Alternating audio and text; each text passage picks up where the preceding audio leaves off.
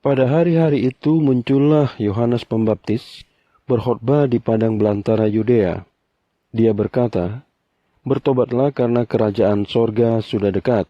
Sebab dialah yang diucapkan Nabi Yesaya ketika berkata, "Ada suara berseru-seru, persiapkan jalan di padang belantara bagi Tuhan, ratakan jalan di padang gurun bagi Allah kita."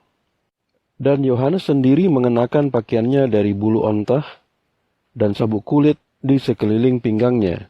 Makanannya adalah belalang-belalang dan madu hutan.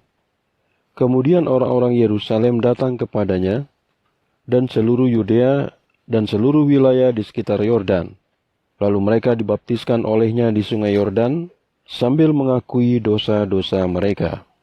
Namun ketika Yohanes melihat banyak orang Farisi dan Saduki datang pada baptisannya, dia berkata kepada mereka, "Kamu keturunan ular beludak, siapa yang memperingatkan kamu untuk lari dari murka yang akan datang? Karena itu hasilkanlah buah-buah yang sesuai dengan pertobatan, dan jangan berpikir untuk berkata kepada dirimu sendiri, 'Kami mempunyai Abraham bapa leluhur kami,' karena aku mengatakan kepadamu bahwa dari batu-batu ini Allah sanggup membangkitkan anak-anak untuk Abraham. Bahkan sekarang kapak diletakkan di akar pohon-pohon, dan setiap pohon yang tidak menghasilkan buah yang baik ditebang dan dilemparkan ke dalam api. Aku sesungguhnya membaptis kamu dengan air untuk pertobatan, tetapi Dia yang datang sesudah aku adalah lebih berkuasa daripada aku, yang membawa sandalnya pun aku tidak layak. Dia akan membaptis kamu dengan Roh Kudus dan dengan api.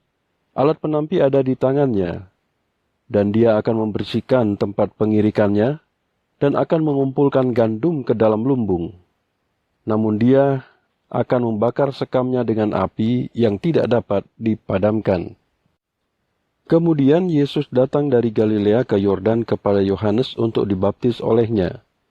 Namun Yohanes berusaha mencegahnya dan berkata, "Akulah yang perlu dibaptis olehmu, tetapi justru engkau yang datang kepadaku." Lalu Yesus menjawab dan berkata kepadanya, "Biarkanlah hal itu terjadi sekarang pada kita untuk menggenapi seluruh kebenaran." Dan Yohanes pun membiarkan dia. Setelah dibaptis, Yesus langsung keluar dari air, dan lihat, sorga terbuka dan dia melihat Roh Allah turun seperti burung merpati datang ke atasnya. Dan dengarlah suara dari sorga yang berkata, "Inilah anakku yang kukasihi, kepadanyalah aku berkenan."